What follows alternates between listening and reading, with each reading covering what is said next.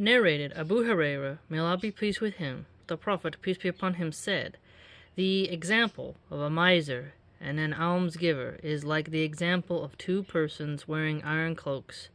Allah's Messenger, peace be upon him, also said, "The example of an almsgiver and a miser is like the example of two persons who have two iron cloaks on them from their breasts to their collarbones.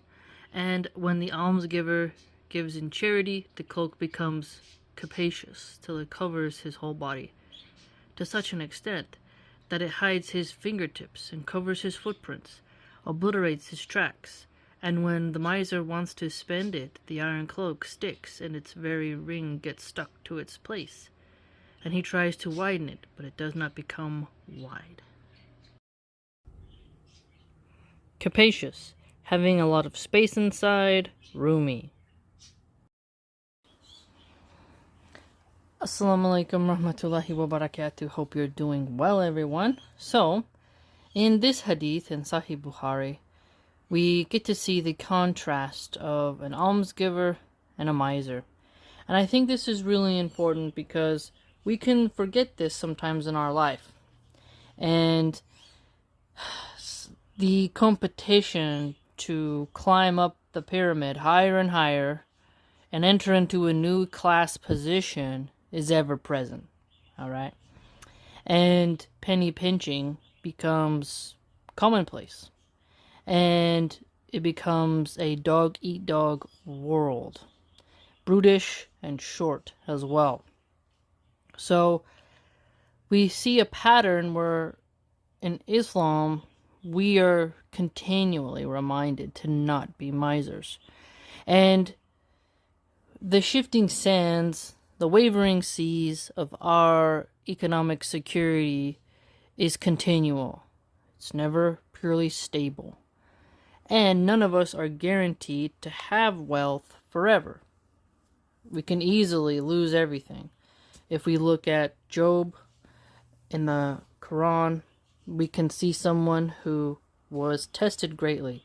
Someone who he did not break when he lost things. And yes, he got something better in the end. But the shaitan baits people with money. A lot of people are scared to be charitable sometimes because they feel, well, if I give 20, maybe I'll lose 40 tomorrow. And so we get this example of these iron cloaks. And iron is heavy, if you think about it, right? And let's talk about fitting. Notice here. So, capacious. The more you give, the more loose your garments become, which is pretty comfy. I know for some reason, today, people like to squeeze into tight stuff. I'll see moms who are clearly, I don't know, they're not that comfortable yet. They're still recovering from their birth, and they wear the tightest clothes. And it's like something in the American mindset of, if you can squeeze into the clothes, you're not fat. And if you wear loose clothing, they see you as frumpy and boring and daft. But loose clothing, especially when I would wear my Islamic clothing, is way more comfortable. The breeze goes through, especially while pregnant and recovering from surgery. It's much more enjoyable, let's say. When something is too tight, it's like it feels constricted. You'll see men wear skinny jeans and you're like, how did you even fit into that? It was popular in the 90s for women to wear jeans as tight as they could get them. And you're like, that's so uncomfortable, man. To the point where they invented stretchy jeans. Because if you had denim, it was like really constricting. And even in the 70s, men would wear tight pants and you're like, why? But if you notice, when people wear loose clothing, they have more mobility and it's more comfortable. The natural wool or cotton cloaks, they're loose. Whereas the artificial garments, which cause a lot of pollution to make, and the microplastic fibers that get into the soil causes a lot of pollution. They don't biodegrade. So the stretchy clothes they invented to make things more comfortable actually cause quite a lot of pollution. So we look at tight clothes a little differently today. We look at the corset. Women would squeeze themselves into these corsets for fashion and to appear to have a tiny waist. And this obsession with trying to force your body into something small is, instead of just eating less or getting more exercise or making better dietary choices, is common in culture. So when we first read this, we might not really connect with the capacious cloak covering or something that it sticks to its place and the struggle of something tight, because in our modern fashion we try to make everything as tight as possible and close to the body. But if you take a step back and you really acknowledge how loose clothing is more comfortable, for example, I forget which airport it was, but there was a airport, or rather an airline, who wanted passengers to stop wearing pajamas to, when you're in the airport or whatever. And a lot of people pointed out it's more comfortable to wear the loose pajamas than tight-fitting clothing, and you're sitting in a tight, narrow seat with other people. And so some people wake up and realize that for long durations of time, loose clothing is better. And that's when you see a hadith like this one that can really make you understand that an iron cloak sticking to you is going to be very uncomfortable. Okay? It's not going to be ideal. And the more you give, the more light and vivacious, I'd argue, you feel. It does feel wonderful, I think, the best to give to children. There are men who really like to spend on their wives, and there are mothers who really like to spend on their children, and there are grandparents who really enjoy spending on their grandchildren.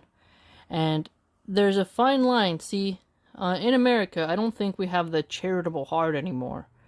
And that comes from a lot of the scarcity mindset. The scarcity mindset is the miser mindset, oftentimes, because it takes over. Oh, we must constrict in order to survive. The winter mindset. But it can get really into dangerous territories when you have the surplus, but you don't want to spend it. And you look down on that needy person, and you start to think you're better than them. There was a viral video, for example, of they were in a Walmart. Someone called this lady broke, and she showed her cell phone, how much she had in her bank account, and it was only $6,000, which I know to some people that might be a lot, but that's only 3 months' rent. You're not gonna make it. That's good. Okay, she has way more than me, because I'm a stay-at-home mom, so I can't really dunk on her. But she took out her phone and showed people. This is braggadocious, and you got to be careful. You shouldn't show that kind of money. And she seems to have that connection where I'm not broke, and if you call me broke, I'll prove you wrong. And some people, in order to maintain that small amount of cash that they have, they think I can't give because I wanted this number to grow in my bank account. But we know in Islam there's many forms of charity. A smile, giving a date. Remember the hadith in Riyadh Salihin. If someone were to give us some hoofs of a sheep, we're not to look down upon that. And people might say, what am I going to do with that? Make some broth. Hello, learn some of that old Chinese cooking method. All right, you can make a lot of stuff, right? Expand your culinary art skills. So we must not scoff at stuff. For example, I've often told my daughter the story, my eldest that is, of like in Harry Potter. I know, millennial reference, but it still reigns true. Dudley gets some presents for his birthday. He gets over 30 presents, and then he gets mad that he has less than he had last year, even though the presents he got this year were bigger than those from last year. He still wants a higher number. The parents say they want to take him to the store and they'll get him another present. So greed, this sort of, I have to have more, how dare you give me less, ingratitude, right? And we have to be careful of, I want, I got plenty, but I'm not going to get to nobody. And if you don't got nothing on your plate, that's your fault. And it ain't my job to take care of you. You'll hear a lot of people say that. And till this day, I think back on when my dad left me with my stepmom's family to be babysat. They should not have been watching me at all. My dad literally would just leave me with some people. You're like, why am I here? Why don't you spend time with me? I visit my dad during the summers in Colorado, and he would dump me to go to the studio or to maybe go with a whore, who knows. But he should have been spending time with me, but he ditched me and with these people. And this guy was a goth. He was the boyfriend of my stepmom's sister's daughter's boyfriend. I know, confusing chain. But he was goth and she was goth. She had a tarantula in her room. She was looked like Marilyn Manson, but in drag. And he brought food for everybody. And I was like, where's mine? And he said, I'm not going to feed so-and-so's kid. He said my dad's name. And the way he said it, and the way everyone ate in front of me while I sat on the couch and the kitchen table is right there, to this day, it still makes me so angry. And that was over 20 years ago. I mean, so long ago. But the cruelty of it, and it was like McDonald's fast food. It was like some type of fast food. I still think it was McDonald's. And back in those days, that's when we had a real dollar menu, fam. It's not like today where McDonald's is like, here's $10 for just a cheeseburger. McDonald's has actually gotten more pricey. If you look at the trends, like when I was in junior high, you had a real dollar menu. Dollar chicken nuggets, dollar fries, dollar this. It wasn't like today. So back then, it was even more cheap. Okay? And he couldn't spare $5 to give me a little Happy Meal to eat with the other kids. But also, you could say it is my dad's fault for not giving money to them to feed me. He assumed they would. And clearly, they were not going to do that. And no one stepped in to defend me, and no kid shared any food with me, and I just sat there watching them. I was a pretty tough kid, kind of used to being left out. Maybe that's why I'm such a hermit now. But a miser who won't even give to a child who's hungry, it's like, come on now, not to be included. Whereas me, I really feel a lot of love in my heart when it comes to food. When I would do the Honor Society bake sales, I would only charge $1 for the cookie, and because I'd make all kinds of stuff because it was my job. I was in the position of fundraiser, and I would do bake sales and other activities, and I'd be leading it. And some people, they wanted to charge a lot, and I was like, these are college students. And my predecessor who offered me the position was like, you should be the fundraiser person. You really always showed up. You're always trying to help. I'll give you a tip. Don't charge the college students a lot because they don't have the money. And I was like, yeah, you're right. And so I always kept things $1 because I know how it is. And I wanted the food to go. It's better to be eaten than for no one to buy it and I have to dump it. Because I would bring it home and I'm like, I'm not going to eat this stuff for days. It's gonna have to be dumped because I can't. And then when I would finish the bake sales, oftentimes I'd be like, free cookies, you want a free brownie, free muffin, you want one? Take it. People were like, oh, thanks man. And they'd take it and I'd feel good, okay, I'm doing what I can when I can. And so I've often shared stories when it comes to food. I have a real sensitivity towards it. Now I've never had mad money to be able to give people money, but I have had the opportunity to give people food, right? And when I worked at one seafood place, they told us you can comp item to be nice to a customer. They actually gave us that capacity, which was very generous. And the first boss of their kind. When I worked at another Italian restaurant, was fine dining. The owner would give a free appetizer, free dessert, okay, free cappuccino, but that was the owner giving the green light to do that. This place gave us, gave us as servers the capacity to choose when we wanted to do that, and that we needed only print it out and itemize it so they could keep track of what's being comped, and so they could have some inventory organization. And I really found that quite professional, because when you give something for free, it's like a form of charity, and you're reducing your miserness. Now, you don't want to take advantage of people. You don't want to expect a discount or expect a handout, but it is quite wonderful when you receive, and then when you're able to give. And give something that someone wants to eat, not just what's the leftovers, right? And subhanAllah, this is a great reminder for us. And how it mentions, obliterates your tracks, covers your footprints, and it's wonderful to think about this sort of tightening of the garments and then loosening of the garments, and the comfortability, and how comfortable you'll feel even in your own body when you think about it. Because when something's too tight upon you, you're like, ugh, you become more conscious, self-conscious. Although there are some fatty boom baddies who will squeeze into anything, and you're like, do you not feel weird with all those jelly rolls hanging out? In America, you see people, they let it all hang out, even when they don't got nothing to rock. Not that they should rock it if they got it, but I just always found that really weird. So, it's like those guys on the beach who wear Speedos and their gut is just huge. And you're like, my eyes. So, there's a bit of men doing that too.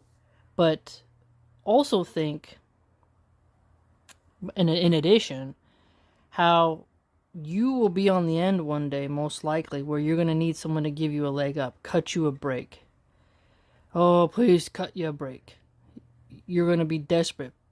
And you must be careful, because you don't want to appear so needy, because then people can get scared of you, because you have that anxious, agitated, froggy energy. Like, you're not mellow, you're not chill. You have this sort of abrasive energy around you that makes you come off, like it alerts people's survival instincts that you're about to pop off or loot something, because you're in a tight corner, and the only way out is to thrash out. So you gotta watch that. But think about, you might be in that position one day. And there have been some generous people who have helped me, and I thought there was no help coming, and I'm like, what am I gonna do, man? And you don't know when to speak up. You don't know when to really be like, okay. And also, it's a shame when people use the good hearts of people, because then it ruins it for those who need it. So, be careful, but we must also give to the right people as well. Like, a lot of charity organizations keep getting busted, and it's great to give to someone who you know and you trust.